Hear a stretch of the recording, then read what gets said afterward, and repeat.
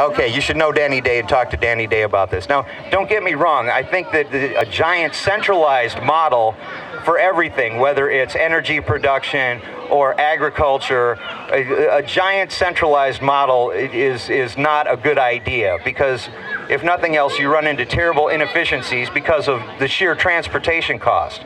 The shorter it goes from producer to consumer, and like I say, I don't want to have to go more than a couple of blocks to take somebody their groceries if I grow them, you know.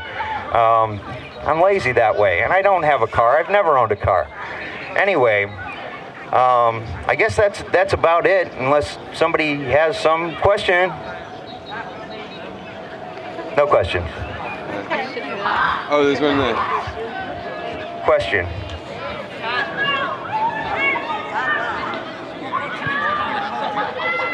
What got me into permaculture? What got him into Well, I was 10 years old, and I got the rare opportunity for a summer out of the city and to live out in the country, and there was no way to get money. So I planted 100 tomato plants and probably spent a good 8 hours a day working on these tomato plants or selling them by the roadside. And I had an unbelievably successful business. I made about, maybe $3,000 that summer, and I was 10 years old. To say the least, everybody else was shocked when they said, well, my allowance is $3 a week. And I said, yeah, well, available labor. Look at all that energy. Anybody else? I mean, maybe just by way of clarification with the biochar issue, I mean, it seems to me that anything when it's turned into a sort of scaled up silver bullet is the problem, that if we're doing these things from an agroecological perspective, you're using available resources efficiently rather than saying this is something that we need to turn loads of virgin forest into. Then exactly, you're making it part of an integrated farming system, like a la George Chan. You know, I bet London produces a lot of sewage, right? Mm-hmm. I would imagine so. Well, all of this sewage can be turned into methane, and you can use that on your stove. Just as one example. That's a greenhouse gas.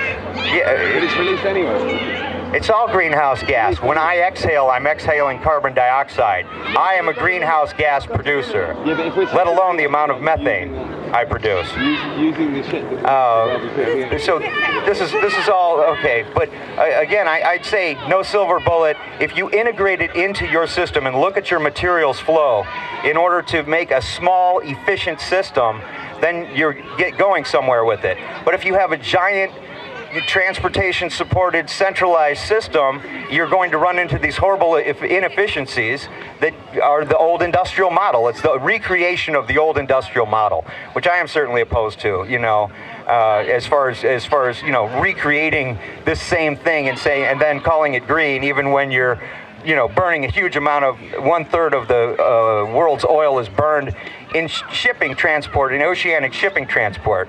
So if you got something from somewhere else, then you're burning oil, a tremendous amount of oil, and let alone shipping fuel. That's insane. Shipping fuel, that's crazy, So, but this is what results from a huge centralized system requiring enormous inputs. We're talking about a little machine here. I'm not talking about Battersea Power Plant here. I'm talking about this little machine. It's a very different story, and it is a net carbon negative.